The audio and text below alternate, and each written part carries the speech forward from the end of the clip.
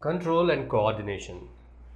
In the previous chapter, we have discussed about various life processes. In that, how living organisms are obtaining their food and how living organisms are utilizing their food to get energy, and how various life processes are involved in producing energy to the living cells for their maintenance and for their survival. That is, for the existence of the living organisms, various processes are carried out at the cellular level to make or to keep the cell alive. That is, to make the living organism stay alive. So here, living organisms, we quite often use this term living organisms. Living organisms. And this is what we are discussing about in this biology, all about the living organisms. So even in class 10th, in grade 10th also, the first lesson, life processes, you have learned about the various processes, reactions that takes place in the living organisms. Here, we are calling them as living organisms. That means that they have life. How do we say that these particular objects are living organisms and these objects are non-living organisms? On basing which criteria you decide? We have been learning this since your grade 3 or grade 4. Living organisms reproduce, living organisms breathe, living organisms grow, living organisms, they increase in their height, they reproduce, they breathe, they eat. So this way there are so many characters. Living organisms respond to the stimuli. So in this way, on basing various criteria, various characteristics, we say a specific thing is a living. All living things may not show all the characteristics what we are discussing. Here in this lesson, there is a connection between one of the characteristic, the most important characteristic shown by a living organism, that is the movement. Movement.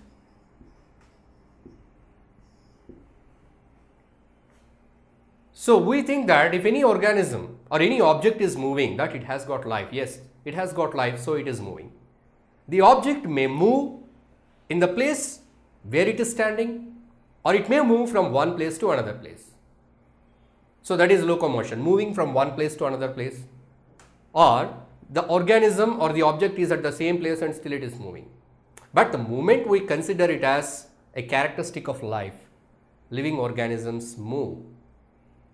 Do all living organisms move? Yes, all the living organisms, they have movements in them, even at the cellular level. But there are some differences if you see the plants and animals. So if you see here the movement, you can just imagine, if we are talking about the movement of living organisms, you may imagine a dog running, a cat chasing a rat, a boy playing, children are playing in the ground. Children are running, you are playing in the playground, you are throwing something there. So all these are the various kinds of movements you imagine, but all these examples are of animals. Do plants move? Plants may not move from one place to another place, but still they show some kind of movement in their body parts. So there are some differences between the plants and animals in what kind of movements they show. Plants, they show their movements in their body parts, especially plants show the movements as a part of their growth. So here the movements in plants are associated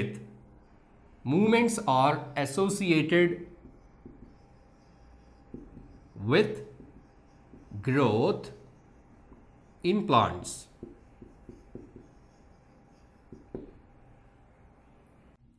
Right. So we have come to a point that movement is an important characteristic of life or living things or living organisms, and the movements are associated with growth in plants or animals or whatever. Just let us see whether this statement is true or not.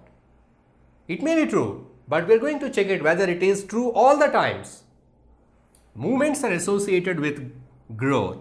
Okay, we'll take animal, a small boy, he is growing. Year by year, he is growing.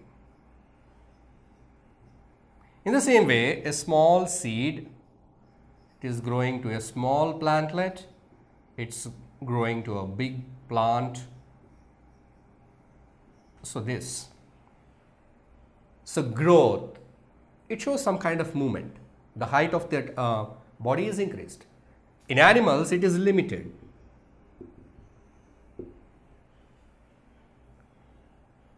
So here, we cannot conclude that movements are always associated with growth. Why?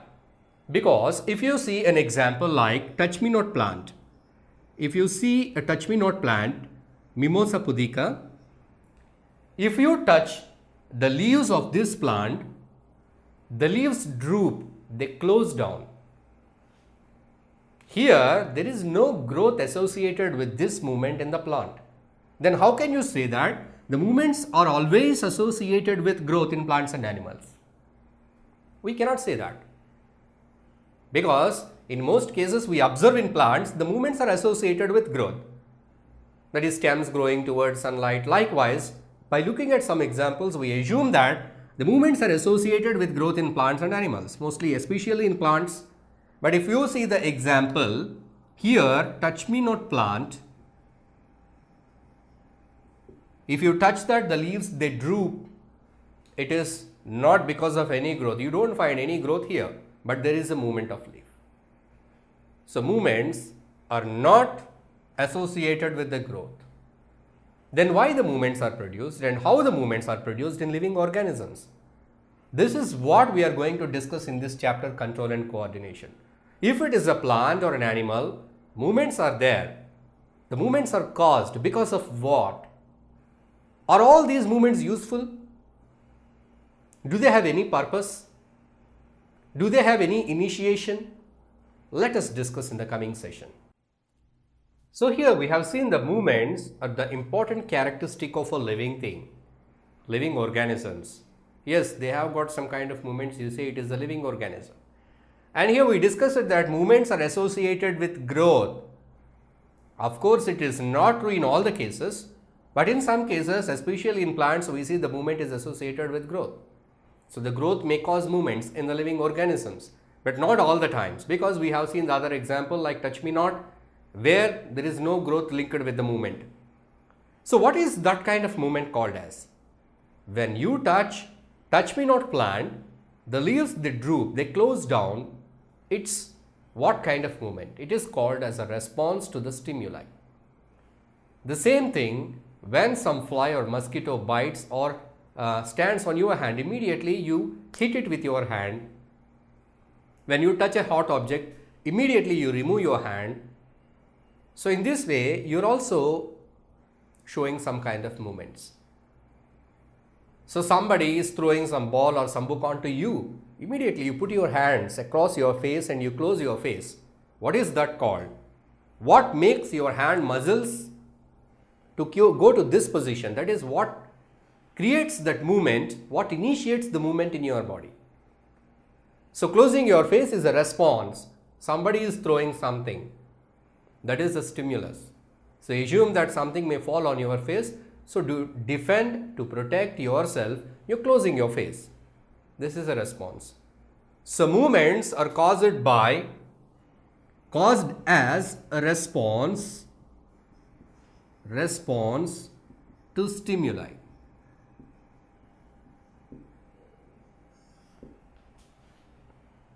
Response to stimuli. So there are movements may be caused as a response to the stimuli in many situations. So the responses are produced for what? The responses are produced mostly for protection. So producing a movement as a response for the stimuli, that is mainly for the protection. So every organism, it produces responses to the stimuli. To make that response, what is the response? What is that stimuli? Stimuli is a kind of change in the environment. Every organism, it wants to make that change in the environment. It wanted to take the change in the environment as an advantage for its perusal, for its use. It wanted to use or convert that change in the environment as an advantage, that is, to benefit that organism. Sometimes the change in the atmosphere may cause harm to the organism. In such cases, the organism produces a response to protect, to defend. In this way, the responses are produced. But how all this is done, how the information about the stimuli, that means how the information about the change in the environment is perceived by the organism, how the organism recognizes or identifies the change in the environment so quickly. And after identifying, how the organism is able to analyze the information, what kind of stimulus it is, and how the organism able to produce a movement in the muscle to create a movement in connection to the stimuli. So the response should be always a counter to the stimuli. So how this is all done? And most important thing is that whatever the movements may be, we observe in the living things, all these movements are controlled. Controlled movements. So this is a very important thing we have to observe. We may see movements in non-living objects also. You see a paper or a flag. You see a flag pole. So at the end of the flag, at the end of the pole, you can see the flag, the cloth. It's moving because of the wind. So there is a kind of movement in the flag cloth. But can we say that it is a living thing because it has the characteristic of movement? You cannot say that. It is moving because of wind. But if you see that your pet dog, when your pet dog see you with a bunch of biscuits in your hand, then immediately it wags its tail. Right? So this is a kind of response. You see the movement in that wagging of tail. So this movement is a controlled movement. Whereas if you see a flag, it is not a controlled movement. It is uncontrolled. The flag pole has not got any control over the flag. The flag is just moving, shattering because of the wind. So that is an uncontrolled movement. But here, a dog wagging its tail, it is a controlled movement. So here, the movements in living organisms are controlled movements. But how these movements are controlled, that's what we are going to learn now. So here we learned the point, movements in living beings are controlled. So whatever the movements we see in living beings are controlled. That is both in plants and animals. But how they are controlled? In plants as well as in animals, whatever the movements we see, these are all controlled movements. In animals, first let us talk about animals. In animals, the movements are controlled by specialized tissue. So this specialized tissue, it controls the movements. That means there is a specialized tissue to analyze the stimulus and to produce appropriate responses according to the stimulus. So on basing the stimulus, to protect from the dangerous or harmful stimuli, that concerned responses or movements are produced in the living organism. This is all achieved by the specialized tissue. So animals have this specialized tissue. Even if you take from the very small level of animals, you take some annelids, arthropods or whatever you say, very small level of organisms to the higher level of organisms. That you come from the lower level of lower class organisms to the higher species organisms like human beings. So all these animals have got the specialized tissue, but their complexity is varied. You see the highly evolved animal like human being, we have much more complex specialized tissue to carry out this control of movements. So our body is controlled by the specialized tissue. What is this specialized tissue? Nervous tissue. Various kinds of physical movements in our body are controlled by this nervous tissue. So if you have to produce a movement, in your hand, the muscle and the bone, they are to be coordinated. The muscles in your hand must change their shape. So this all happens because of the nervous tissue. So the nervous tissue, it helps to receive the information about the stimuli, analyze the information, as well as to produce, as well as to decide which type of movement has to be produced. It will decide how far you have to stretch your hand. It will decide how you have to fold your hand, how your muscle cells, they should either shrink or enlarge. So this is all done by the specialized tissue, that is nervous tissue. So internally, the information is taken to the different cells, and certain activities like growth, maturity, development, these are all controlled and coordinated by the other system, endocrine system, that is the hormones, the system that produces hormones. So our body is controlled and coordinated by this nervous tissue as well as endocrine tissue, endocrine glands. So first let us talk about the nervous tissue, how this tissue helps in control the movements in living organisms, that is in animals, because we don't find this kind of tissue in plants. So this specialized nervous tissue is found only in animals. So first let us see how this process is done in animal bodies. Then we go to the plants and there we see how their movements are controlled. So here the movements are controlled in living organisms by a specialized tissue called as nervous tissue. This is exclusively found in animals. This tissue, it helps the organisms to identify the changes in the environment, so-called stimuli. How this tissue helps the organism to identify the change? So how do you feel the change in your environment? Suppose if I put a question to you, how do you feel? Whether it is hot or cold, that is by your skin. How do you feel the smell? How is the smell? Whether it is good or bad. You get the sense of smell, that is by your nose. Simply you say because of my nose.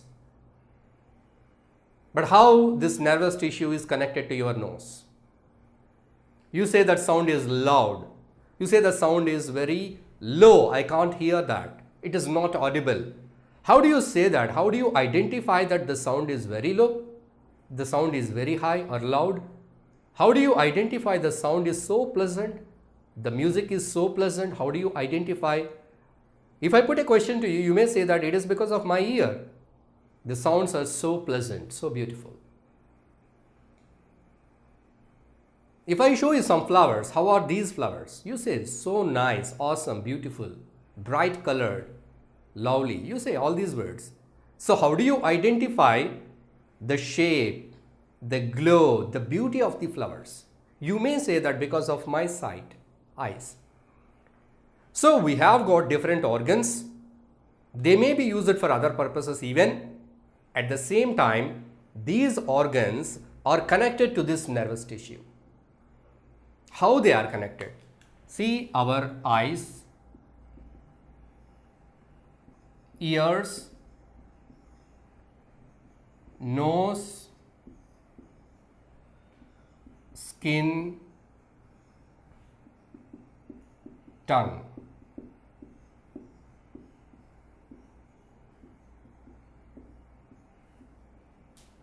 So all these are connected to this nervous tissue. These are all our sense organs. We know these are the sense organs by which we can sense the change in the environment. These organs help to sense the change. It means these organs, they have got some specialized cells which belong to the nervous system. We have some receptors in each of the sense organ. Our eyes, they have got some receptors. What is a receptor? A specialized nerve cell. The tip of this specialized nerve cell is called as a receptor. the tip of the nerve cell, it is specialized. For what it is specialized? To identify the change. So these kind of specialized tips, the nerve cells with specialized tips are found in these sense organs. What are they? Eyes, ears, nose, skin and tongue. That means we have the specialized nerve tips called as receptors. Receptors. A single receptor cannot identify all kinds of changes. So we have different kinds of receptors to identify different changes in the environment. If the change is of light, color of light, the receptor in the eyes recognizes that. If the change is of sound, the receptor in the ear identifies that. If it is of change in the smell, the receptor in the nose, it identifies. If it is of the change in the pressure, in the temperature, your skin, which contain the receptors, these receptors, they identify the pressure, pain, temperature, that is either hot or cold. And if you see the tongue, it identifies the various taste. That means the tongue, it consists of receptors, special receptors to identify each distinct taste. So the receptors are also a part of this nervous tissue. The receptors, they will identify, they will receive the information. So after receiving this information, it is transferred to the processing unit, that is also a part of the nervous system. So we understood that how the changes in the environment are taken to the nervous system. Now let us see what are the various parts of the nervous system and how the information is carried to the processing part of the nervous system. Let us see what are the various divisions or parts of the nervous system. How this control and coordination is brought up. Let us see. Now let us understand how the information that is received at the point, that is at the receptor, and how it is transformed, how it is transferred to the other parts of the nervous system. So here we already discussed that a receptor is a specialized part of the dendritic tip of a nerve cell. The nervous system is made up of specialized cells called as nerve cells. Our body is made up of various organs. Each organ is made up of specialized tissue. Say muscle tissue. So in that internal organs like intestines and all, smooth muscle. In this way, different organs are made up of different tissue. In the same way, the nervous tissue, the nervous system is made up of nervous tissue which consists of nerve cells. So here we have a nerve cell, the structure of a nerve cell. So this wide part of this nerve cell is called as cell body. Before we see how it functions, let us discuss about the shape, different parts of this cell body. This is called as axon. This is the extension of the cell body. The cell body has got so many extensions and these are called as dendrites. Dendrites. That means the short extensions are called as dendrites and the long extension is called as axon. This is covered by some kind of protective myelin sheath. And here the nerve cell, it ends at one point. These are called as endings of the nerve cell. We call them as nerve terminals. So we have seen the various parts of a nerve cell. Our nervous tissue is made up of these kind of cells. So our sense organs, they have got receptors. These receptors will receive the information. In which form? It is in the form of a chemical reaction. So the identification of change in the environment is done in the form of a chemical reaction. Chemical reaction. So where does this chemical reaction takes place? At the dendritic tip of the dendrite. So this chemical reaction, it sets off an electrical impulse here. Electrical impulse. So this electrical impulse it travels through the nerve cell. Nerve cells are conductors of electrical impulses. So we see that electricity, it passes through copper wires. That in our house wiring, if you see that there switchboards and various electrical appliances. If you have electric bulb, if you have electric fan, so this fan or bulb to glow or to work, it should be connected to the electric power supply through a cable. When the electricity passes through the cable, then the electrical appliance will work. That means the electricity is passing through the cables. In the same way, the information which is received at the receptor, the receptors that are located in the sense organ, the receptors that are found in the tongue, gustatory receptor, the receptors that are found in the nose, the receptors that are found in the nose, olfactory receptors. So these receptors, whenever they receive the information, at this point some chemical reaction takes place and it generates an electrical impulse which is carried out by this nerve cell. So this electrical impulse, it may pass through the nerve cell at the end of the nerve cell, that is at the tip of the nerve cell, and again it is connected to the dendrite of another nerve cell. So here is the dendrite of another nerve cell. But the electrical impulse is not directly passed from one nerve cell to the another nerve cell in the form of electric current.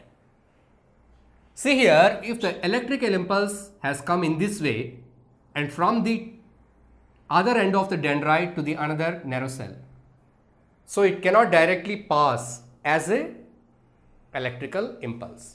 Let us see. Let us see, here we have a series of nerve cells. So the information, it has to be passed from one place to another place in our body. So the nerve cells are connected to one another in such a way that, see here is a nerve cell. Here the axon, the end of the axon of a nerve cell is connected to the dendrite of another nerve cell. So this is the nerve cell 1 and this is the nerve cell 2 and this is the nerve cell 3. So here is the receptor R. It received the information and here the information is received in the form of a chemical reaction. This reaction, it initiated an electrical impulse. So this electrical impulse is taken by this tip of the dendrite and this electrical impulse is passed through this nerve cell till the end of the nerve terminal. Here the electrical impulse is as it is not transformed to the next nerve cell. Between the end of this nerve cell and starting of another dendrite, there is some gap. There is a slight gap. In that gap, this electrical impulse, it initiates some chemical reaction. Some kind of chemical reaction takes place here and this chemical reaction, again it initiates the electrical impulse here. The same kind of electrical impulse. What kind of electrical impulse is passed through the first nerve cell? The same kind of electrical impulse is created in the second nerve cell. So this electrical impulse, it passes and it finally reaches the nerve terminal. Again, between the nerve terminal and the tip of the dendrite of another nerve cell, there is a gap. Again, one more chemical reaction takes place. In this way, the electrical impulse is alternately converted to electrical impulse to chemical form, again to electrical impulse, again to chemical form. In this way, it is transferred to the processing units of the nervous system. Those are the brain and spinal cord. So in this way, the transfer of information takes place and you see how quickly this happens. If you touch something there, you feel it is hot or cold, how quickly it happens. That means how quickly the receptors have to receive the information and how quickly they have to pass this to the various parts of the nervous system. So this all happens so quickly.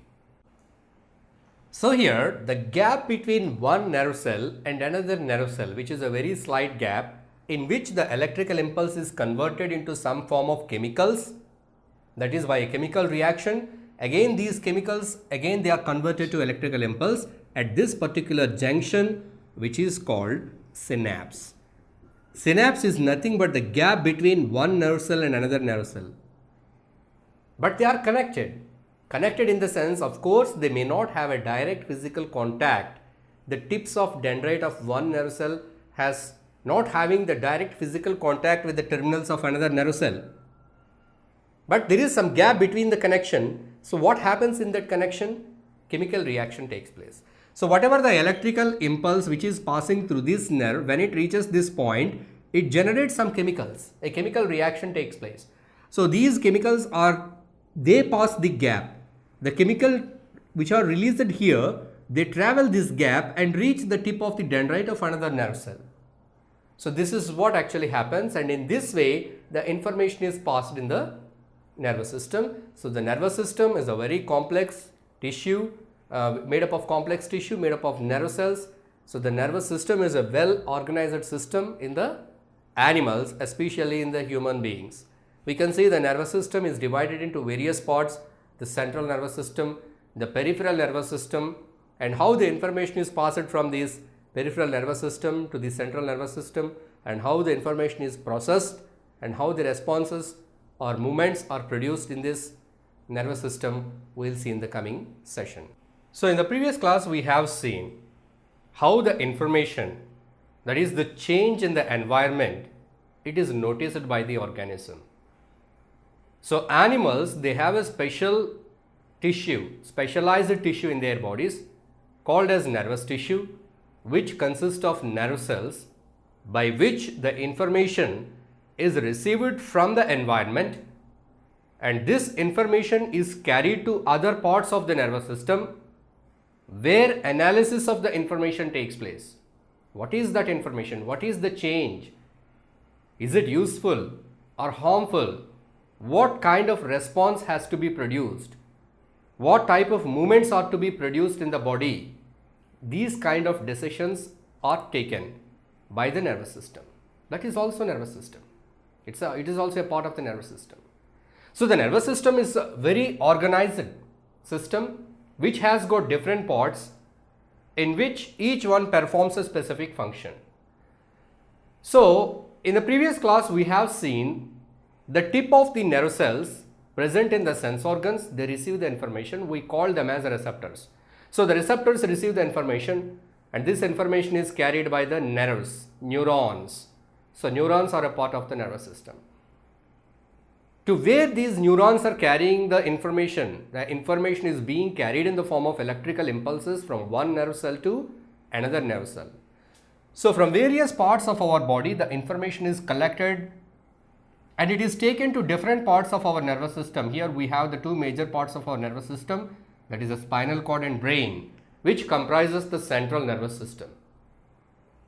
So information is taken to the spinal cord and brain. We see a movie, the images, the pictures, the bright colorful pictures and the sound, everything is taken to our mind. So it is remembered in the mind, it is analyzed in the mind. We observe the emotions, we observe the scenes, we enjoy the beauty, we enjoy the music, we enjoy the dance choreography. So this is all happens because we see that. That means we are taking the information through our receptors, through the nerves to our mind. So it goes to the brain for processing.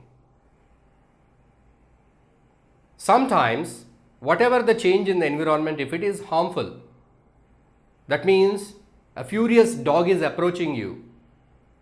So will you enjoy the situation? No. In such cases, a furious dog is attacking you, then immediately you have to run away. You have to defend yourself, protect yourself.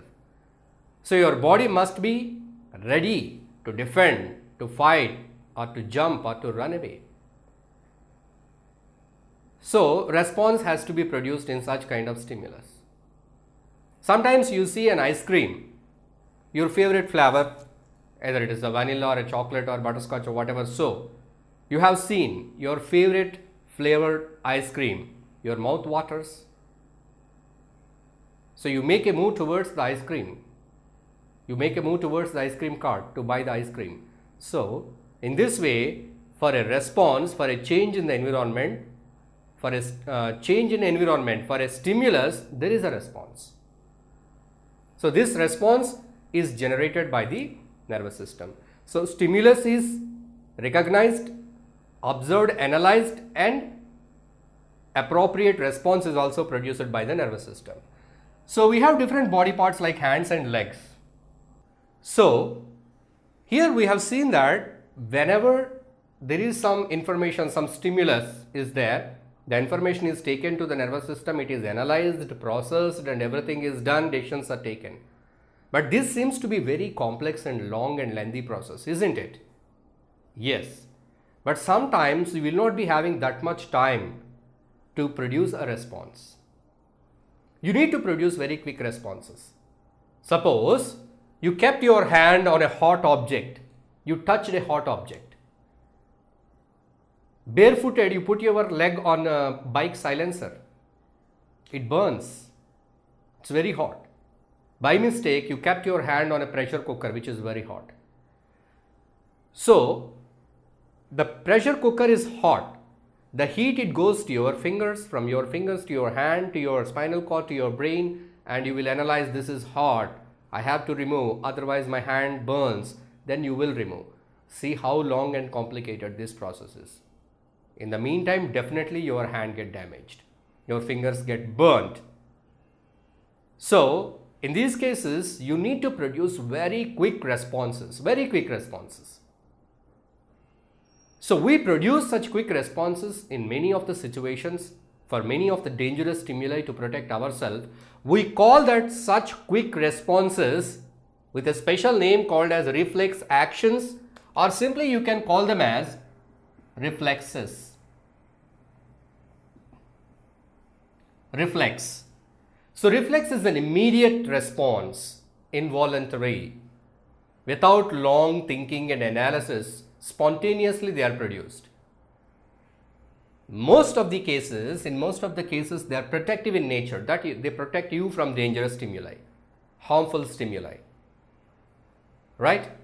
So, you see that when you are learning how to ride a bicycle, so you don't know how to ride a bicycle, you just started learning bicycle, or you started learning a bike. So, in the beginning, it will be very difficult.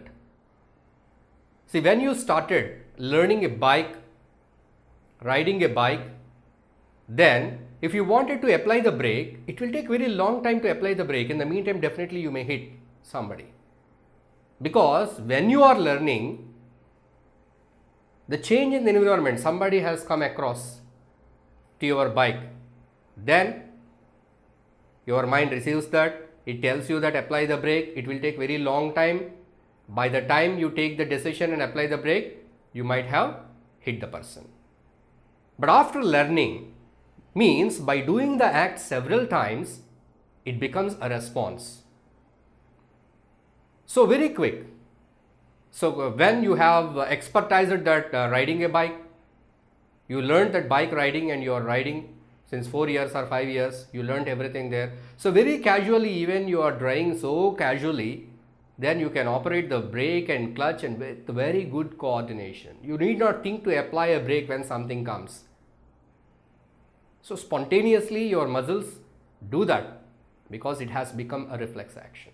So, reflexes, they help to protect us from the dangerous stimuli. These are the very quick involuntary responses shown by our body, but they are not always protective. They are not only protective. See, sometimes it is not only protective, sometimes it is behavioral. Say you are in your classroom, you are just writing something there, immediately principal enters your classroom. By seeing your principal, immediately you will stand. That is a response shown towards a stimulus. So, this is not protective in nature. Whenever the lunch bell is given, your mouth starts salivating, you will feel the hunger in your stomach. Till then you don't feel that, just you are involved in writing your notes, just jotting down the points from the board. Suddenly if you hear the bell, that hunger initiates. So these kind of responses are produced to a stimulus. So responses are not always protective, but sometimes they are protective. You see the characteristic of a reflex, they are very quick, they are involuntary, sometimes they are not under our control. You see, they are not under our control. When a fly approaches your eyes, immediately you close your eyelids. You can't keep without closing your eyelids. You can't stare like this. It all happens involuntarily. So, quick involuntary responses, mostly they are protective in nature. So, here the other point is the reflexes They reduce the complexity of the process of decision taking. So normally what should happen? The information taken from the outside environment must be taken to your brain to think, analyze and take a decision, but it is very lengthy process. So in most of the cases, the decisions are not, the information is not totally taken to the brain and the information is not processed there.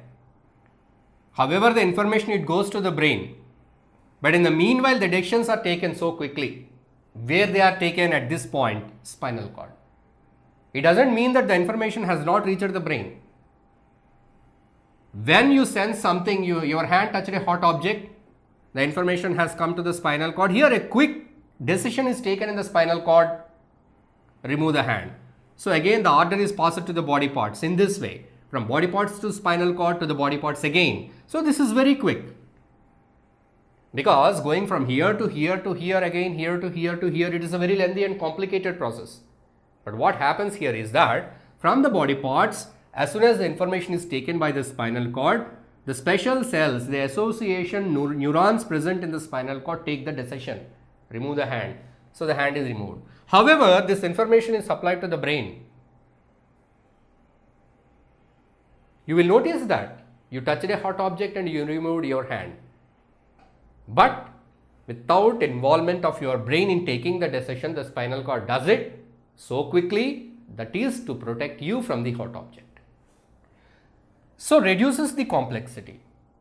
Now here we discussed one point, that the spinal cord is responsible for reflexes, the immediate responses in case of the body parts like hands and legs. There are some reflexes called cranial reflexes where spinal cord is not involved. Say some sense organs are directly connected to the brain like eyes, there also reflexes are produced. But here in case of your hands and legs, when you touch a hot object, when you step on a sharp object, immediately you show the reflexes.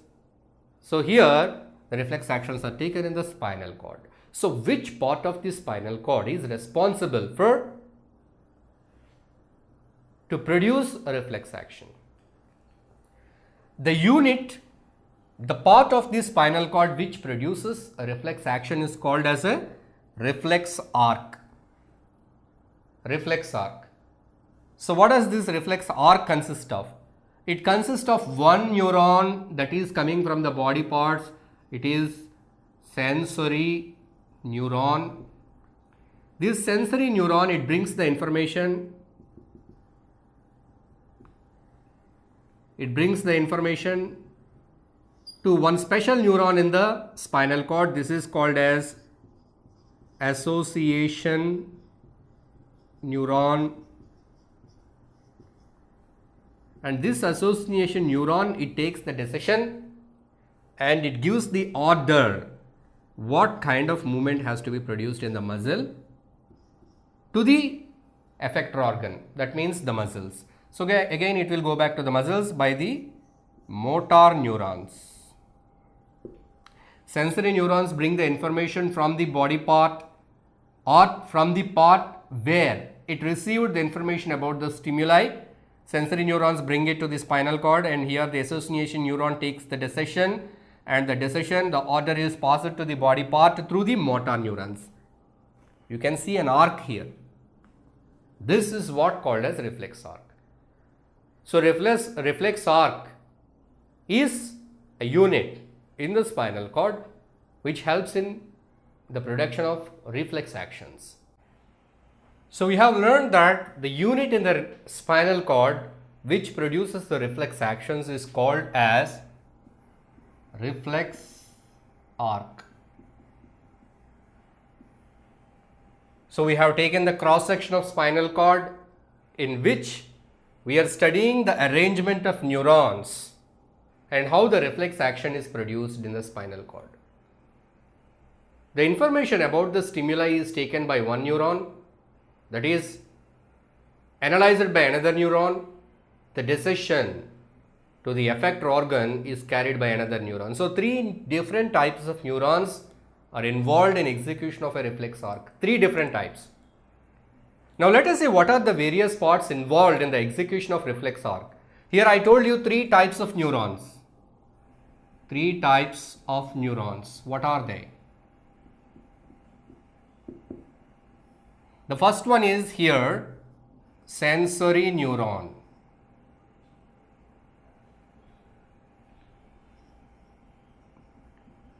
Sensory neuron.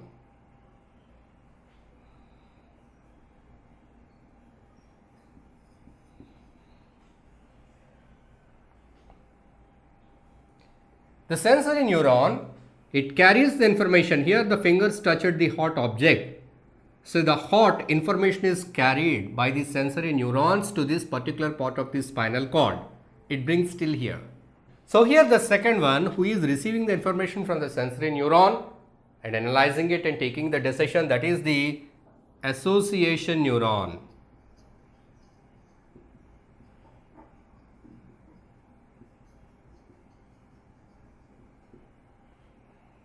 Now the third one, which carry the orders to the effector, is called as motor neuron.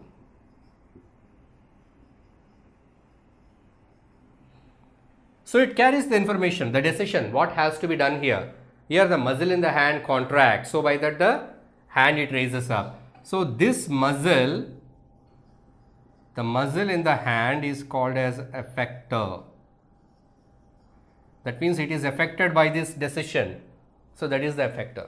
So these are the various parts that are involved in a reflex action, and a reflex arc, it consists of three different types of neurons. Here it also involves one receptor, one effector. Receptor receives the information, effectors creates a movement. In between these receptor and effector, sensory neuron, association neuron and motor neuron, these three neurons execute the reflex action. So we have seen the reflex actions. Reflex actions help the organisms to protect themselves from dangerous stimuli and to produce quick responses in case of different stimuli. So when an organism is able to produce a response without any brain, then what is the necessity of brain? You see the lower forms of organisms, different animals. If you see the lower phylums, Annelida, Arthropoda, in these cases, even though they don't have very well developed complex brain and all, even though they don't have well developed complex nervous system, they're able to produce the reflex action so quickly, isn't it? If you try to catch a cockroach, any insect, it escapes so quickly from your hands. It is not easily caught by you. That means its reflex action system is very quick and very effectively responding. So this reflex actions, whatever are there in these lower level of organisms, they are evolved. So we are evolved, most evolved organism, human beings. Even though we have the basic reflexes like other smaller animals, we have some complex nervous tissue is evolved into brain, a complex organ which can do more than the reflex actions. So reflex actions, they are up to a certain thing, but beyond that something can be done by the nervous system. Animals, lower forms of animals, they can produce reflexes and protect themselves. But if you see the higher animals like human beings, we have that intellectual power, intelligence. So we are the intelligent animals in the animal kingdom. We are able to think, we are able to memorize, we are able to learn, we are able to produce, create something, we are able to put our ideas. So all this happens in human beings. This is all possible because of the complex organ, human brain. So if you see the evolution of the nervous system in different organisms there, if you see the human beings, they have the most well developed and complicated nervous system. Here the most important organ is the brain.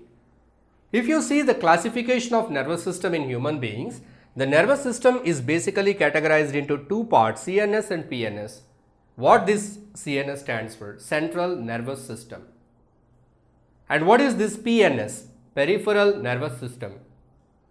What is Central Nervous System? What does it comprises of? The Central Nervous System is made up of two organs. Those are the brain and the spinal cord. Brain and spinal cord together comprise the Central Nervous System. Central Nervous System is just like a CPU of a computer. you are using a desktop or a laptop, it will be having a CPU, central processing unit. In the same way, in our body, the processing of various information data, the sense whatever the stimuli, whatever the changes in the environment and whatever, so it is processed in our central nervous system, that is the brain and spinal cord. What is peripheral nervous system? The brain and spinal cord are connected to different body parts through the peripheral nervous system. Again, the peripheral nervous system, PNS, is divided to two. One is cranial nervous system and the other one is spinal nerves.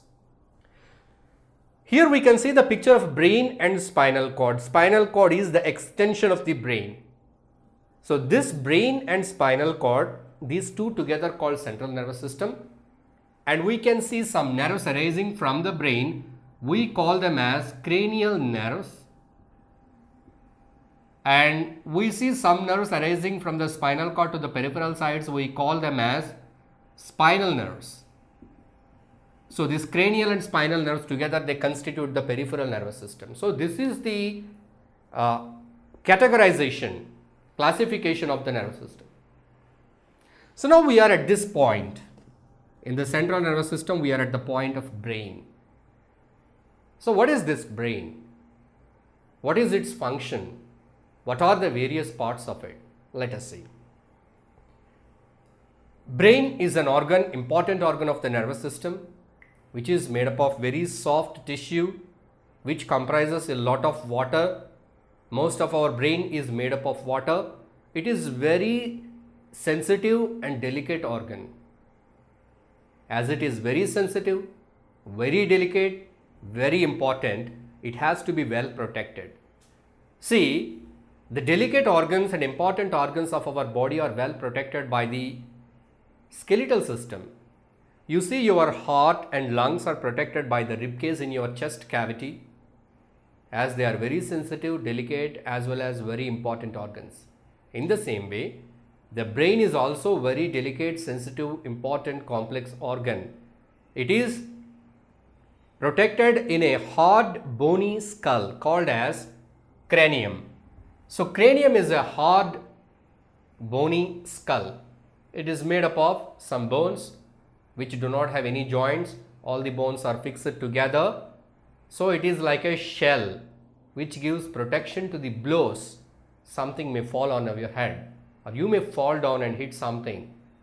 So in such cases, the cranium, it gives protection to the brain.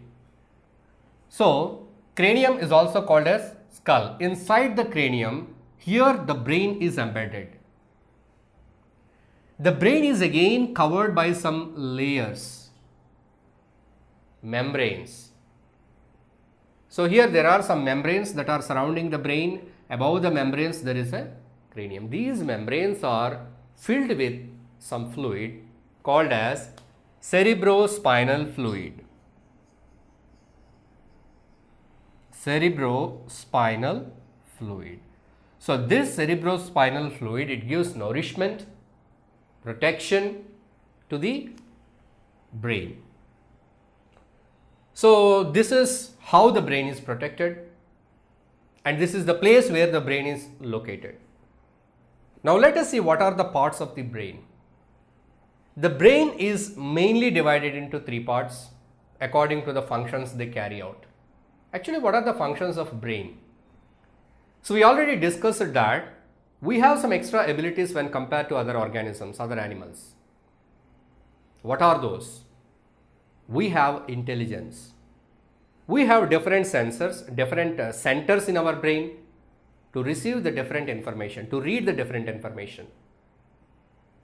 So the brain, it consists of different centers to identify the colors, to recognize the colors, to recognize the smells, to recognize the different odors or flavors, to recognize different tastes, to appreciate the aesthetic beauty, to appreciate the music. So we have different centers to listen the sounds, understand the sounds, analyze the sounds. So this is all done in this part of the brain which we call it as forebrain. So this upper part of the brain, which mainly consists of cerebrum, is called as forebrain. The forebrain consists of cerebrum. So here it has got various centers: auditory center, olfactory center for reception of smell, auditory center for reception of sounds. So all this. So here our sense organs are connected to these centers where the changes in the environment are analyzed and understood there. And forebrain is the place where the memory, the information is stored in our brain. We can memorize many things. You have to memorize your answers, questions and different things, formulae, definitions, all these things for your examination. This is all done in your forebrain, where the information is, data is stored in that, and you can get back the data. Not only storing the information, your brain, your forebrain has got another capability, that is logical thinking, problem solving. So you have some question in your mind. So you are thinking of the question for a long time.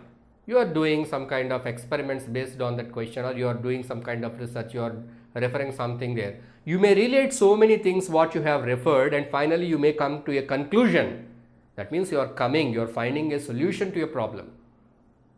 That is the ability of your brain. So you have intelligence, you have application of the knowledge, the learned knowledge, whatever the basic things we learn in our daily life or in your classroom or in your laboratory, you may apply these things at some other place to solve a problem. That is all done by the brain. Now here, which part of the brain is responsible for all this is the forebrain or the cerebrum. So here we have learned that the forebrain is the part of the brain which is the major center for reception of various information.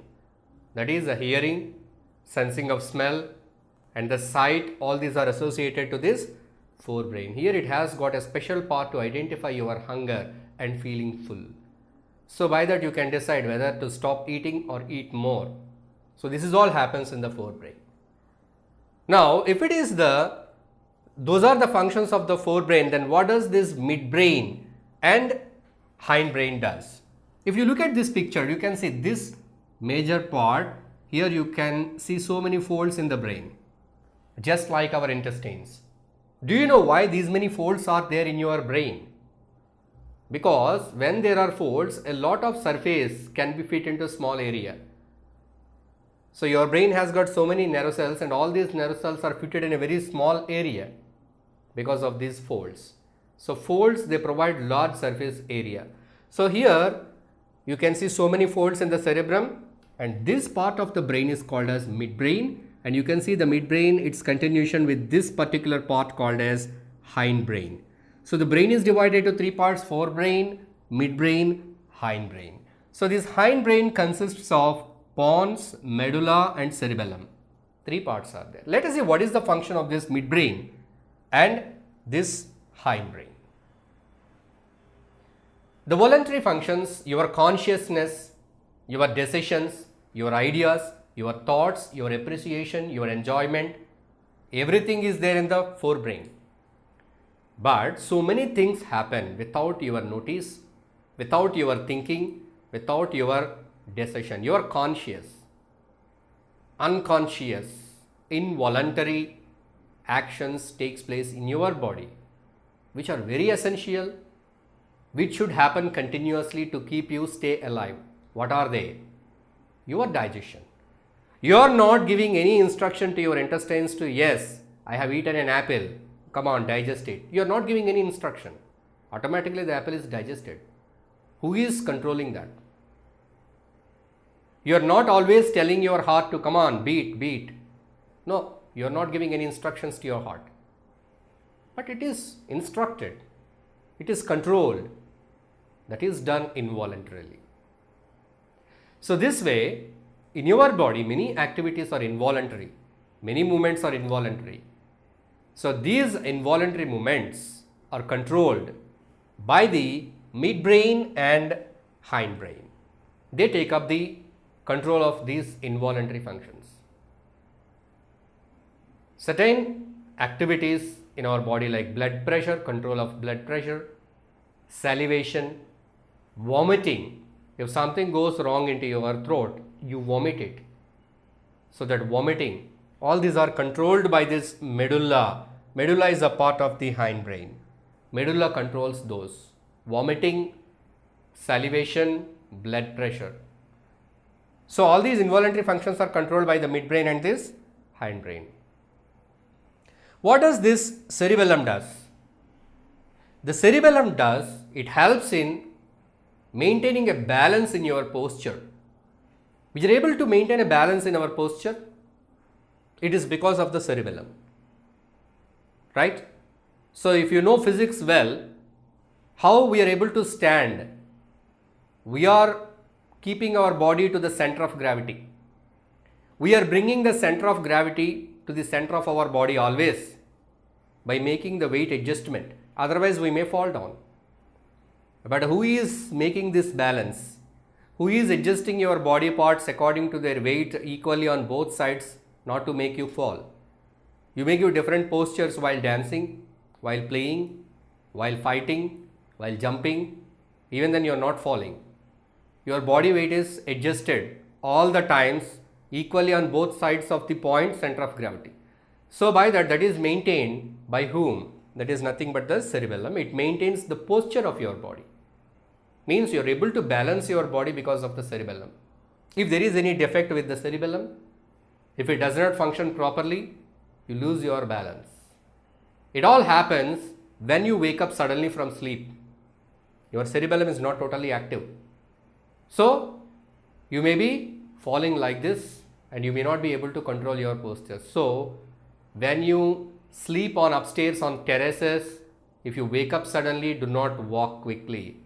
Just stay calm for some time, let your brain completely activated, then you can come down from the terraces. Otherwise, there may be a chance of falling from the steps or from the ceiling, that is from that slab.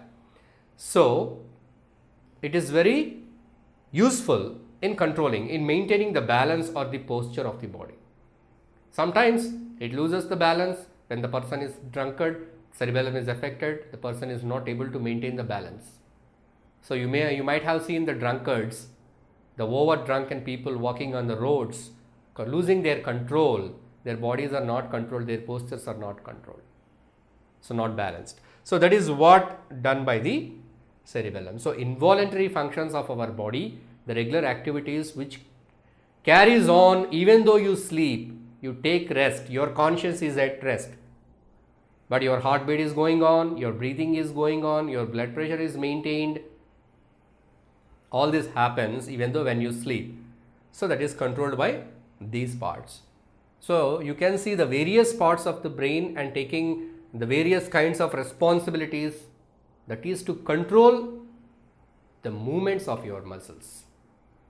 So when there is no control on the movement of the muscles, you cannot maintain any posture, you cannot maintain anything, even though you cannot speak.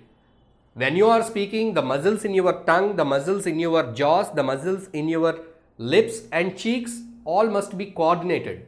Otherwise, you are not able to produce a sound. And at the same time, the muscles which are there in the vocal cords, they should be contracted and relaxed. So that is also should be controlled.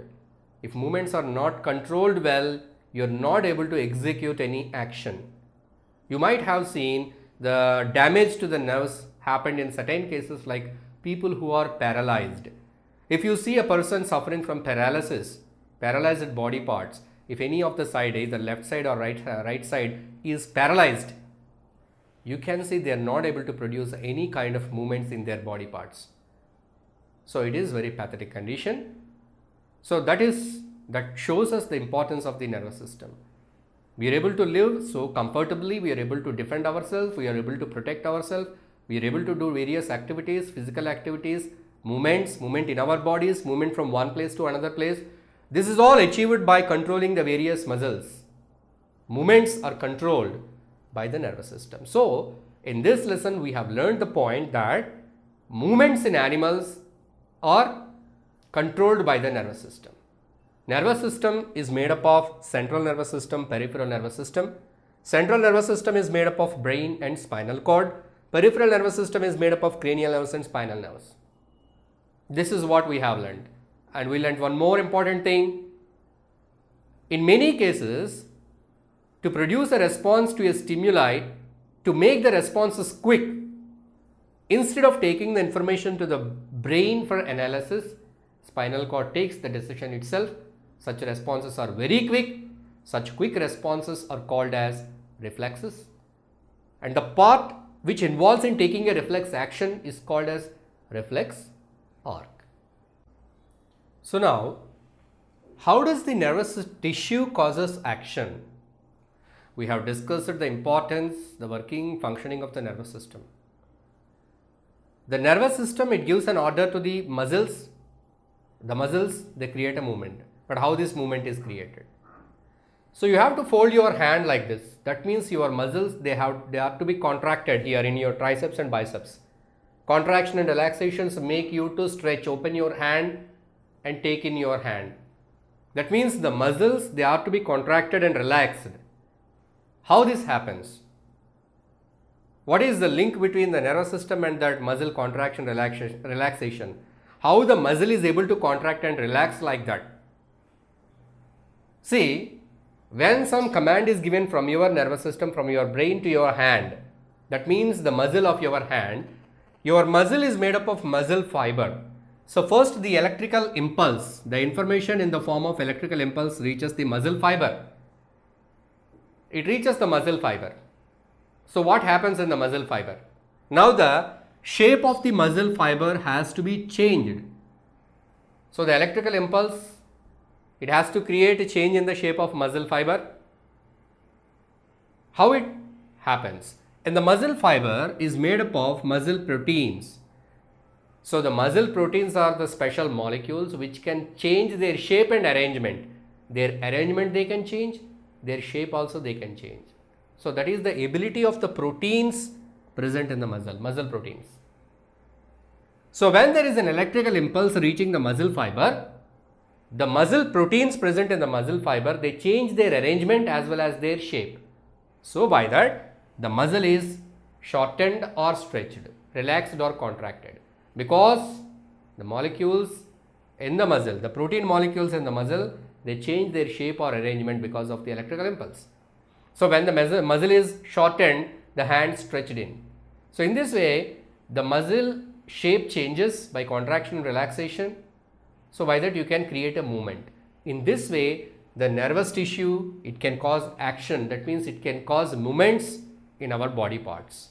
So far we have seen the movements in animals and how the movements are controlled and coordinated in animals. Animals have got a specialized tissue called nervous tissue by which they can control and coordinate their movements. Now let us see about the plant and how the coordination takes place in the plants. First, we look at the movements in plants. Do plants produce any movements? Yes, of course, we have already discussed in the beginning of the lesson.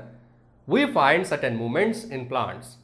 We have taken movement as a basic character by which we distinguish a living and a non-living thing. So definitely in plants also we observe movements. Let us see what are the movements. Say for example, the first example we take here is example 1, touch me not plant, chui mui or touch me not mimosa plant. It has got leaves this way, and when you touch the leaves with your finger, the leaves, they droop or close. So there you find a kind of movement. So here we observe movement in plants.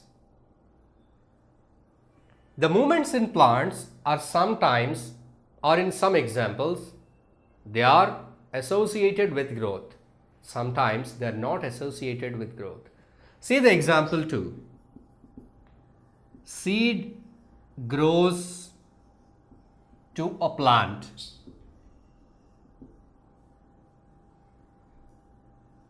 The seed coat breaks and the radical, whatever that comes out the root, it grows down, the shoot comes up in the direction of light.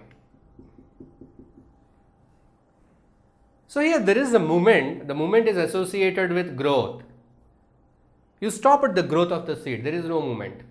Here the movement in plant is associated with growth. Here in case of example 1, the movement is not associated with growth.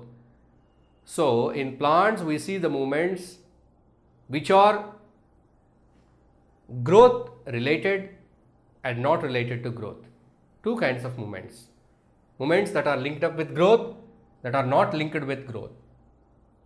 These kind of movements are observed in plants. But how these movements are controlled, how they are coordinated. So we know the fact that they do not have any nervous tissue as like in animals. Let us see how these movements are controlled in plants. So here in the example 1, we have seen a kind of movement in plant, and what kind of movement it is a quick movement, just like the reflexes in animals. So this is, we can take it as response to stimuli. What is the stimuli? You are touching the leaves. What is the response? The leaves, they droop. That is the response. You can compare this with a reflex in your body in case of humans. Touching a hot object,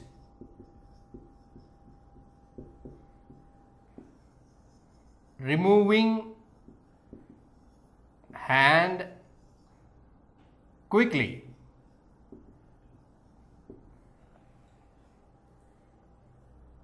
So here the response to stimuli. In animals we have taken the touching a hot object. Here in case of plants, touch to leaves. Here response, leaves droop or close. This is what happens. The leaves, they fold, they get closed. That's what happens here. But in both the cases, in case of plants and in case of animals, if you observe both the cases, is the way of execution of the movement is same? No. Here this is achieved by the nervous tissue. Here there is no nervous tissue. You are touching, you are putting your finger on the leaves are drooping. That means they are sensing that. How they are sensing? Do they have any sensory neurons? No. Do they have any receptors? No.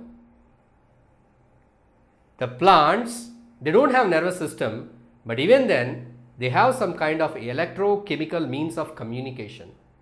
But it is one thing is clear, that they have some communication. Of course the nervous system is absent. Of course the neurons are absent. Even then the plants, they have some communication. They are able to recognize the change in the environment. That is by some electrochemical means. In this way the information is gathered by the plant. Here in case of touching a hot object, your neurons, your receptors will take the information by the sensory neuron to the spinal cord. But in case of plants, some electrochemical means help to recognize the stimuli. Then how the response, the movement is produced? Do they have any muscles, muscle cells, muscle fibers, muscle proteins? We have seen in animals, the muscle proteins are able to rearrange themselves and change their shape. So by that the muscle shape is changed and movement is caused. That is the case in animals. But in case of plants, how the movements are caused? Here again the movements in the cellular level. But here it is not because of any muscle proteins. The plant cells do not have any muscle proteins to change their shape to cause the movement. Here in case of plant cells, the movements are caused because due to the change in the arrangement of cells, the increase or decrease in the size of the cell by the amount of water present in the cell. The best example we can see that there is stomata. You have already studied about the stomata. The stomata are the pores present on the leaf which helps in absorption of carbon dioxide and oxygen from the environment here. So the stomata is a pore which is guarded by guard cells. When there is heavy light, more temperature, then these guard cells, they close the stomata. So the guard cells, they operate, they create some movement, opening and closing, opening and closing. How this opening and closing is achieved, how the movement is achieved there? The movement is achieved because of the amount of water present in the stomata. When the water levels are less, the stomata, they close. When the water level is high, when the plant is having sufficient water, then they become stiff and turbid. They open the stomata. So here the movement is caused here in parts of the plant, that is by changing the shape of the cell. It is done by the amount of water in case of plants. But in case of animals, the muscle fiber, it changes its shape because of the muscle proteins. They are able to change their shape. At the same time, they are able to change the arrangement. So that is the basic difference which we have to identify here between the animals and in case of the plants. So in this way, the movements are controlled in plants and here. These movements are as a response to the stimuli. But how the movements related to growth are controlled and coordinated in plants. So here in the beginning we have discussed that the movements in plants are of two kinds. One not linked up with growth, the second one is linked up with growth. Not related to growth, response to stimuli. This is the case. Here we learned how these kind of movements are produced. Now let us see how the movements are produced which are related to or which are associated with growth. Now let us see the different kinds of movements that are produced in plants and how these kind of movements are produced. Movement due to growth. Here the responses are of different types. Some responses in plants are very quick, some responses are slow, some responses are very slow. Even though they are a response to a stimulus, it happens very slowly. Now let us see the case here. Response to different things like light, gravity, touch, water, chemicals. We call these kind of slow movements as tropic movements which are observed in plants. Tropic movements. So plants respond to this light, gravity, that is towards the earth, touch, water, chemicals. You see the light, we call it as phototropism. Plants respond to light. The shoot always grow towards the sunlight. It is because of some chemical compound present in its tip. But we see the movement of stem growing towards sunlight. Roots always grow away from the sunlight. So here the phototropism is again two kinds, positive and negative. So the roots, they move away from the sun, that is negative zeotropism. The shoot, it grows towards the sun, that is positive phototropism. So the tropic movements towards the light are called as phototropism. The second thing is gravity, that is earth. The roots always grow towards the earth. They grow down, not up. The shoot grows away from the earth. So in this case, the shoot, it shows negative geotropism, away from the earth. The roots, they show positive geotropism, moving towards the earth. That is gravity. And again, if you see that the roots, they grow towards the water. So this is the earth. The roots may grow in this direction towards the earth. Sometimes here there is a water source. The root, it grows towards the water. The roots of the plants and trees, they move in the ground. Underground, the roots will move. Movement is in search of water. So that is called as hydrotropism. So these are the three familiar known tropisms, and what are the other two? Thigmotropism, touch, chemotropism, chemicals. So touch is also in case of sometimes here we see that the response, quick response, when we touch the mimosa plant, the leaves, they droop. That is a response to touch. And sometimes we see that the plant, it moves towards an object, that is to coil for support, tendrils.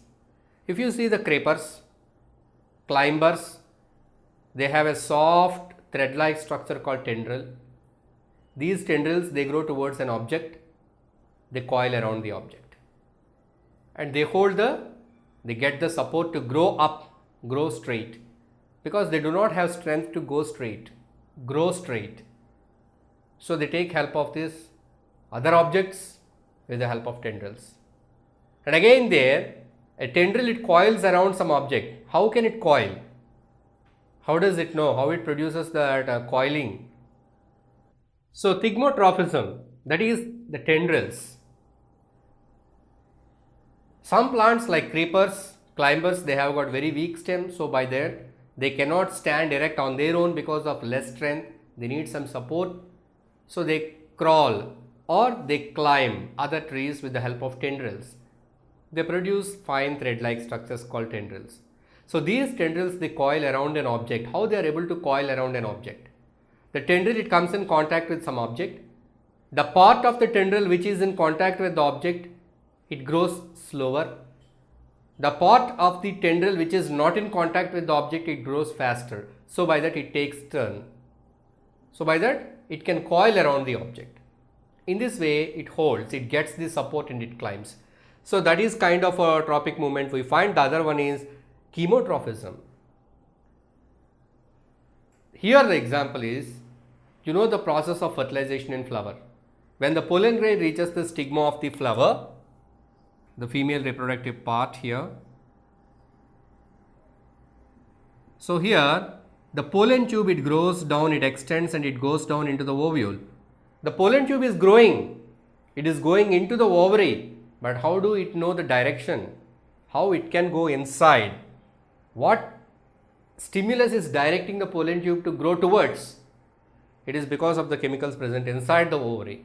So the tropism towards the tropic movements towards the chemicals is called as chemotropism. So in this way, various kinds of tropic movements are observed in plants and all these tropic movements are associated with growth. So we have seen how the information about the stimulus is communicated, is transferred to different parts, and how it is processed and how responses are produced in animals as well as in plants. So we have seen in animals there is a nervous tissue in which the information is carried in the form of electrical impulses. But whereas in case of plants, there is no nervous tissue to do such work. There, some kind of electrochemical or chemical messengers, they take the information. Now let us see, once again we'll just observe actually how the communication is done in the bodies of multicellular organisms, in both plants as well as in animals. Here we see the reflexes or the quick responses shown by these organisms.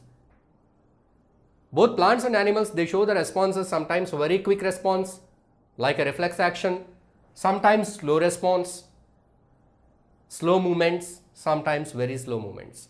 Growth is very slow. You can't observe with your naked eye how the plant is growing up. You need to observe a time-lapse video which is shot for some 2 days, 3 days or 1 week or 1 month. The camera is fixed at one point and it is shot how the plant is growing, how the flowers are blooming. You can find these videos in YouTube. Then only it is possible to see the movement there in a time-lapse video. But here we cannot see because it is very slow. And even the communication, the passage of information from the source of that stimuli where it is received and to the other point is also very slow. In animals, we have seen the electrical impulses are the major means of communication. But if you see only the electrical impulses, in animals, the communication of information is done only by the electrical impulses or anything else. There is something else. What is that? Why only these electrical impulses are not sufficient for the communication? Electrical impulses, they cannot pass to each and every cell of our body. They can carry the information. They are connected to various parts of our body. Even then, cell cannot continuously transmit the electrical impulses. And one more thing, only the nerve cells can carry out the electrical impulses. The other tissues, the other cells present in our body, they cannot communicate electrical impulses. Muscle cells do not have any electrical impulses. So these electrical impulses are not supplied to each and every cell. They are not passed to each and every cell because nerve cells are not connected to each and every cell of our body. So these are not sufficient to communicate between the different cells. But how the communication is done in multicellular organisms? What is the alternate? The other thing is chemical communication or chemical coordination.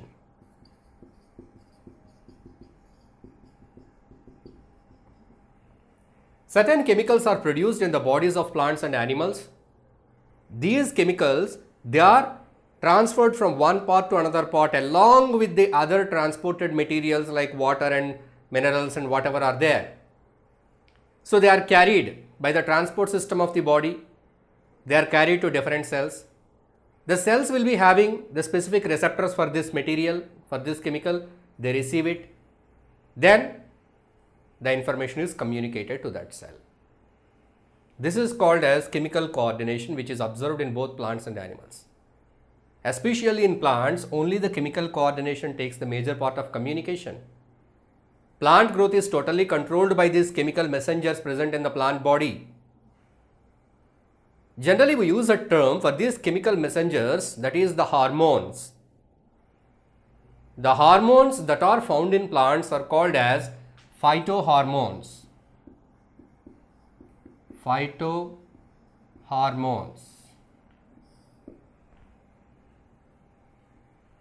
Even in animals, even in case of human beings, hormones play a major role in your growth, in your development. So in many of the various life activities and execution of various changes in your body at different stages of your life, all these are controlled and coordinated by the hormones. Those are the animal hormones. The hormones that are present in the plants are called as phytohormones. We discussed that plants are able to produce responses to light, to gravity, to water. So in the previous class we discussed, plant is able to show response to all such stimuli, that is because of certain chemical compounds, chemical messengers in the body of the plant. Those are nothing but phytohormones. Now let us see some plant hormones and how they help the plant in various situations. So the phytohormones, the major phytohormones here we have auxins, cytokinins, gibberellins and abscisic acid. So let us see the first one, auxin. This is a very important hormone found in the plant. It helps the plant to grow in its height. So the height of the plant increases, that is due to the hormone auxin. And not only that, this auxin is responsible for the plant to show phototropism. Plants, they show response to light called as phototropism.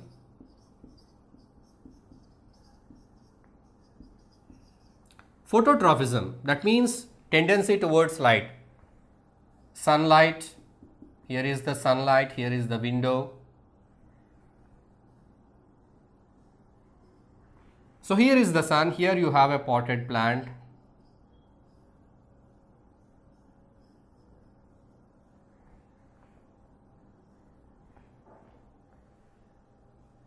So here, this is the direction of sunlight and here is the plant. Naturally, what happens? The shoot of the plant always bends towards sunlight. This is phototropism. That means the stem, it bends towards sunlight. It takes a bend like this. So how this happens? How can a plant bend towards the sun? I already told you that the plants, they show this phototropism, that is because of the chemical substance present in their bodies, that is the auxin. Where is this auxin found? Auxin is found in the tip of the shoot of a plant. Say for example, we take this part, I am drawing a magnified view of this tip. This is the tip of the plant. Here is the sun. So this direction. Here is the tip. I told you that auxins are found in the tip of the plant. Here is the auxin. Now here is the sun. What happens? Now this is the stimulus sunlight. The auxin present here in the tip of the shoot, it diffuses into the other side. Means the whole auxin will come to this other half. The half which is away from the sunlight. This half of the tip is towards the sunlight. I am drawing a dotted line. So in this half there is no auxin. All the auxin is diffused to the other side. Which side? On which side there is no sunlight. So sunlight is a stimulus. When there is sunlight, the auxin which is present on this side, it diffuses to the other side. So the concentration of the auxin increases in this part. So this part, whatever this part is there, this part increases in its size. So what happens? Here you can find the growth. The growth is increased on this side. Say for example, this is left, this is right. So whatever the auxin is there on the left side, all the auxin is migrated or diffused to the right side. So the right side of the shoot tip is grown much bigger compared to the left side. So automatically what happens? It takes a bend like this. So in this way, the plant is able to bend towards sunlight. This is what happens. And here, who is the responsible one? The chemical messenger? Auxin is responsible. Auxin is also responsible to increase the height of the plant.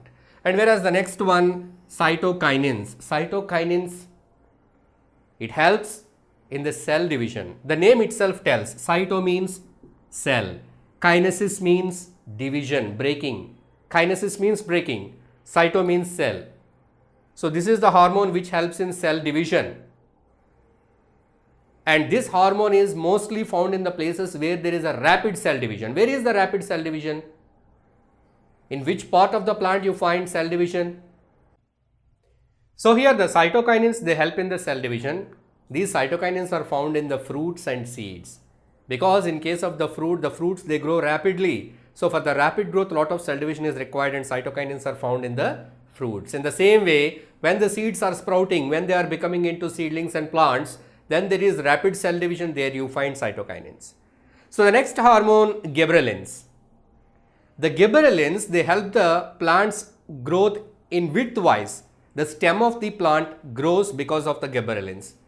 So auxins and gibberellins, they help in the growth of the plant. Auxins help in increasing the length of the plant, means for the cell elongation, auxins are helpful, and for the width of the plant, the gibberellins, they help, and for cell division, the cytokinins, they take the role of cell division. So in this way, different hormones help the plant in its growth. Is there any hormone to stop the growth of plant? Yes, abscisic acid. Abscisic acid, it works in reverse direction. That means it helps the plant to stop its growth and shed the leaves. So when there is a little amount of water, scarcity of water, when there is no sunlight in certain seasons, like in which seasons you see the leaves falling? In autumn season, the leaves fall down. The fall down of the leaf is because of this abscisic acid. And even when the leaves are yellow, that means when the leaves are ripen, then the leaf has to be shed down. Otherwise, the leaf consumes the energy present in the plant, it is useless. When the leaf turns to yellow, it is useless for the plant because it cannot prepare any food. So the leaf has to fall down. So this abscisic acid, it forms a layer between the stalk of the leaf and stem. So by that it detaches the leaf and see that makes the leaf to fall down. So that is what done by the abscisic acid. So these are the various plant hormones that help the plant in its growth, in movements, as well as in controlling their various activities of their life processes are coordinated by these phytohormones. Now let us look at the case of animals. So we have seen that hormones, the phytohormones, are found in plants that help the plants in producing movement or responses or their growth. So the coordination in plants is done by certain chemicals called phytohormones.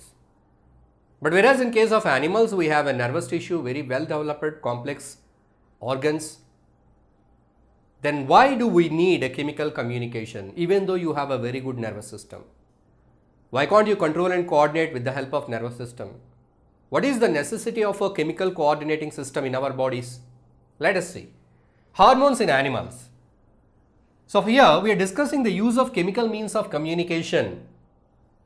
This can be best explained with an example given in your book. There are certain situations in which your nervous system alone cannot help you to face the situation. Example, there is a furious mad dog in front of you. It's ready to attack you. It's very furious. You could see its shiny, bright, sharp teeth. Anytime it may bite you. So anytime it may jump onto you. It is just in front of you. You have seen that. Your eyes, your sense organs received the information. Yes, it is a very furious dog. I am able to understand. No doubt it will surely attack in a very few seconds of time. I know that. So the information is carried to the brain. Now, in that situation, what kind of response you can produce? If your brain or spinal cord gives some kind of electrical impulse to your hand muscle, if you say like this, will the dog stop? Will it go? No. It will take an advantage of catching your hand. It is not possible. In such situation, you have two options, flight or fight. You have to run away from that spot very quickly, or you have to fight with that. So fighting with such a furious, mad dog, you can't imagine that. If it is some other animal, of course you have an opportunity or chance to fight with that. Either to fight or to flight, run away. You need your body to be completely ready for the situation. If you wanted to run away from that, your body must be alert, ready, everything must be ready. So in such situations, the nervous system cannot send the electrical impulse to each and every cell of your body. It cannot do the preparation part, instant preparation. Very quickly all your systems must be alert, or your muscles or your bones or whatever, your breathing, everything. Because to do this flight, to run away, what you need a lot of energy immediately. All your muscles must be packed up with energy. You need a lot of oxygen because you have to run. So you need more and more oxygen in your blood. And your blood, all the blood must be streamed to the muscles. Wherever the blood is going in the digestive system or in the skin, different parts, where it is presently not necessary. So all that blood must be forced to the muscles, because the muscles are to be supplied with more and more oxygen and glucose. Then only your hands and legs are ready to run. So that kind of preparation is required, which cannot be done by the nervous system. So there you need some chemical messenger, that is adrenaline. Adrenaline. This is a hormone which is produced in your body in the adrenal glands that are present on the top of your kidneys. You have two adrenal glands on the top of each of your kidney. You know that we have a pair of kidneys, two kidneys. Both the kidneys on their top, they have a cap-like structure. If this is the kidney, on the top you have a cap-like structure in which adrenal gland is found, and it secretes a hormone called adrenaline. Now this adrenaline, where it should go to your muscles to increase the level of oxygen, to increase the level of glucose. The adrenaline, it should go to your blood. It should go to your liver. Any stored foods are there, convert all the stored foods to glucose and push the glucose to the blood, supply it to the muscles. Your blood pressure has to be controlled. Your breathing rate has to be controlled. More breathing, more number of times, to take up more oxygen, to keep the oxygen levels available for the muscles for the situation. So all this is achieved by this hormone adrenaline. You can call it as a fight or flight hormone. So this adrenaline makes our body ready. The blood which is going to the digestive system is controlled. There the arteries are contracted and that blood is also diverted to muscles. Muscles are given the top priority here because they are very necessary to run. If you take some 3 to 4 steps and get tired, the dog will bite you. So that is a furious dog, so energized, mentally retarded dog. Surely it will have more energy levels. So your energy levels must be higher than the dog, then only you can escape. Otherwise you will be caught. So all your muscles must be loaded with glucose and oxygen.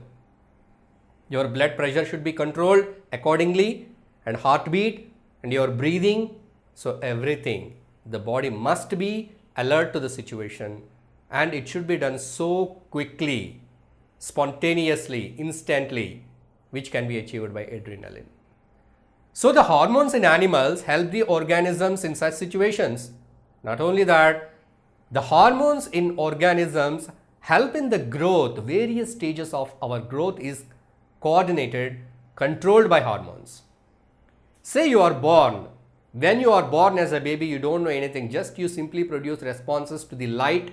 If the newborn baby is brought under a big light, she can't see the light, she cries. The baby, when he or she feels hunger, cries. If somebody pinches the rosy cheek, they cry. They produce such kind of simple responses. And they don't know anything. But you see, after 6 months, they start producing teeth. They start tumbling, start trying to crawl. How this happens? At every stage. Then at 6 months, you can see that the teeth are coming. Means, who initiates, who triggers that the teeth has to come at this stage. At particular stage, they start learning walking. They grow into kids. They become into adolescents.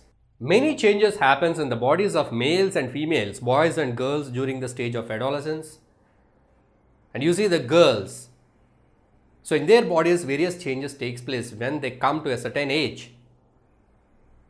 And even you see that when females become pregnant, they carry the baby, they deliver the baby, they feed the baby.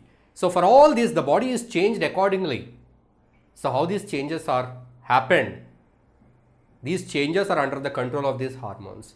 So our growth, our development, and the coordination of various life processes is under the coordination of these hormones. These hormones are coordinating the various life activities in animals. So they are very, very, very important. Hormones, they play an important role in the coordination and control of various life processes. The nervous system, it is up to certain thing. The nervous system controls the movements, the physical movements of the muscles, various muscles of our body. And it can help in sensation of pain and pressure and other things. And at the same time, it can protect from dangerous stimuli. But internally, various life processes are well coordinated by this hormonal system. Now, let us see some hormones in humans and how they are helpful for the various life processes in case of human body. So, let us see what are the human hormones, the endocrine secretions present in the human bodies. The hormones are secreted by glands. Gland is a mass of tissue which is secretory in nature. So these glands, they secrete the chemical substances. We have different type of glands in our body. Say for example, salivary glands secrete saliva. Lacrimal glands secrete tears. In this way, different glands, they secrete different substances. But all glands do not secrete hormones. These glands are different. Salivary glands are different. They don't secrete any hormone. They secrete only the saliva. There are some glands in our body which secrete hormones. Those glands are called as endocrine glands or ductless glands. Salivary glands are here. Saliva is secreted here. From here to here there is a pipe. That means the gland is secreting through a pipe into the mouth. So this is a gland with duct. It does not secrete hormone. Hormones are secreted by ductless glands. Pituitary gland is here. Growth is required in your bone. Then how this pituitary is connected to here? No tube here from pituitary to your hand. There is no special channel. The pituitary secretes the substance into the blood. Along with the blood, through the circulatory system, the pituitary reaches this bone. There the growth happens. So hormones are secreted into the blood. They are produced in very small quantity. Hormones are very concentrated. Even though little amount, trace amount is secreted, it shows very big impact on the body.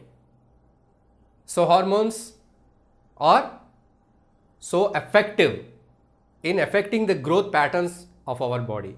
So let us see, the hormones are secreted by gland. Now here in this picture we are going to locate where are the glands in our body. Let us start with head.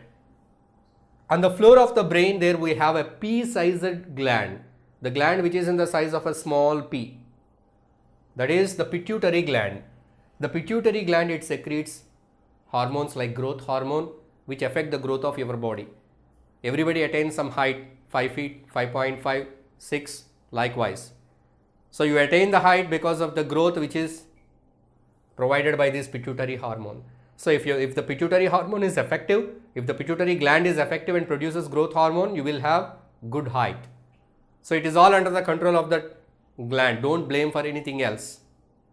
So the gland also functions depending upon its genetical factor. So genetically, if you acquire that character in your DNA, then definitely the pituitary gland will secrete more. Maybe it may be based on various conditions. But the thing is that the pituitary gland, even though you eat a lot of food there, you may not find proper height. So you can't blame the food. It is dependent on the pituitary gland. So pituitary gland, it secretes growth hormone which affects your growth. The pituitary hormone, the pituitary gland, it controls all the other glands of our body. That is the reason the pituitary is called as master gland, because it itself produces some hormones. At that same time, it controls other glands. Now let us see the glands that are located in our neck region. Here in our neck region, we have important hormone called as thyroid. So this thyroid, it controls the metabolism of our body. So in every person's body, some heat is generated. In every person's body, in the cells, cellular activities are carried out. So how actively your activities are carrying on, that much metabolism you will have. Some people may have higher metabolic rate, some people may have low metabolic rate. The metabolic rate is controlled by the thyroid gland. The thyroid gland secretes hormone called thyroxine.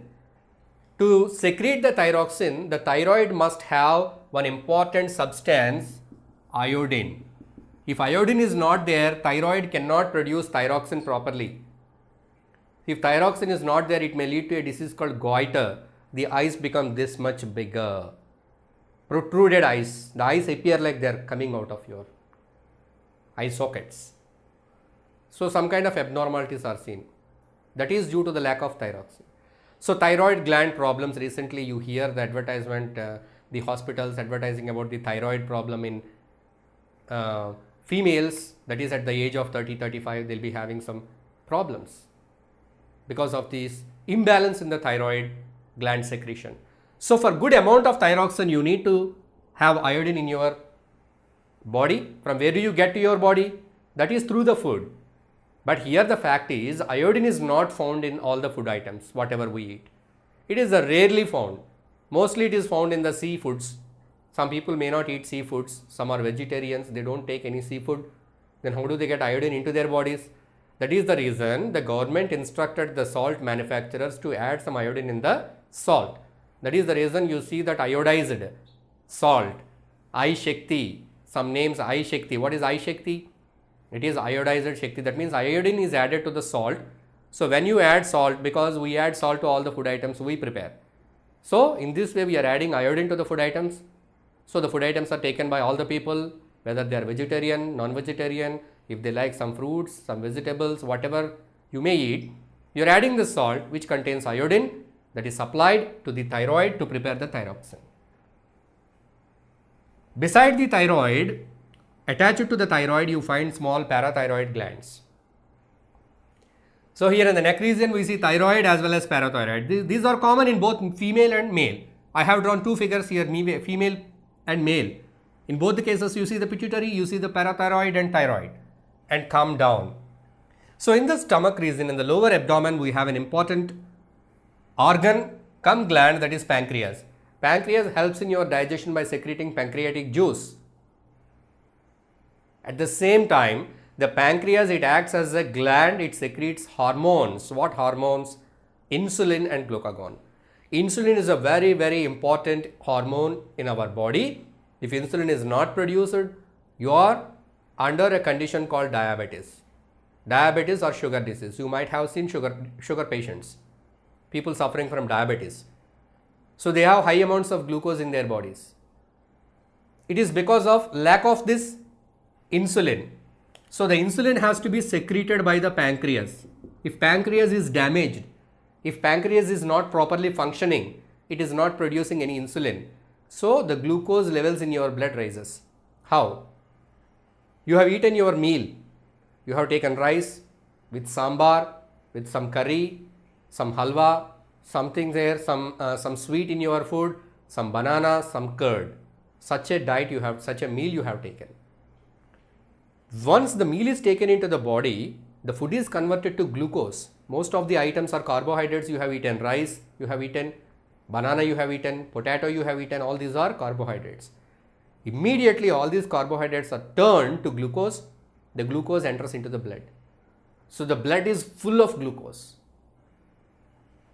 If the glucose levels are high in blood, the glucose is supplied to each and every cell. Finally, it is filtered out in the urine and it is sent out.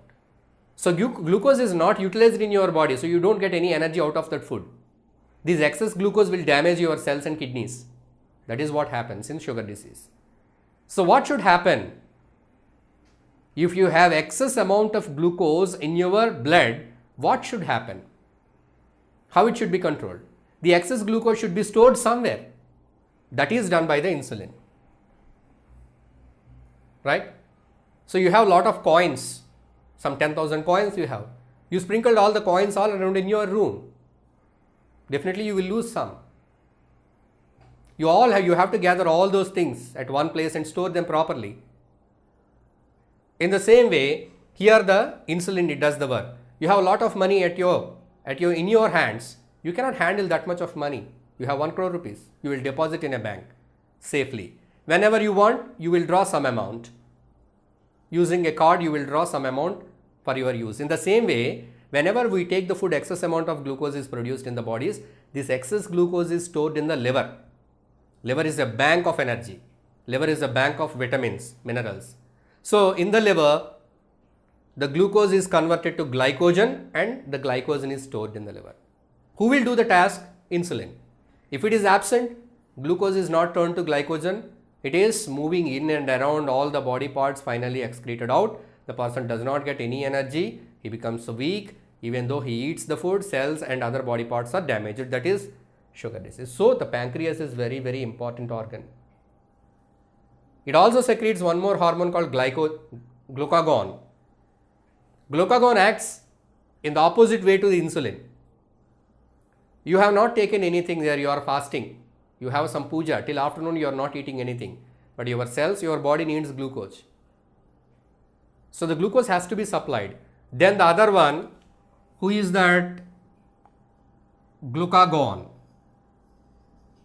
This glucagon, it converts the stored food in the liver to glucose again and it puts in the blood. So these two hormones work in opposite, antagonistic way. Insulin, glucagon. So these two hormones are secreted by pancreas. Now come down. On the kidneys we have adrenal glands. Already I told you about adrenal glands.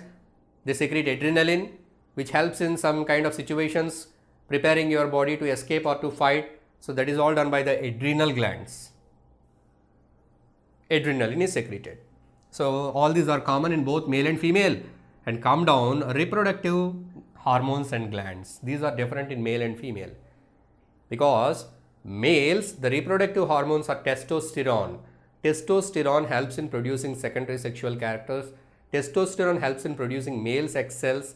So it helps in the male body development and production of reproductive cells, testes.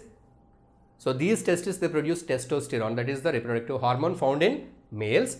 And ovaries are found in females, which secrete two hormones, estrogen and progesterone. Estrogen is the hormone that helps in the development of secondary sexual characters, development of reproductive organs. Progesterone helps during the process of pregnancy, lactation, delivery. In all such cases, that hormone helps. So ovaries produce estrogen and progesterone, testes produce testosterone. So these are the various kinds of endocrine glands and their secretions and how they control various reactions, life processes, exactly to say biochemical reactions in our body are controlled by these hormones.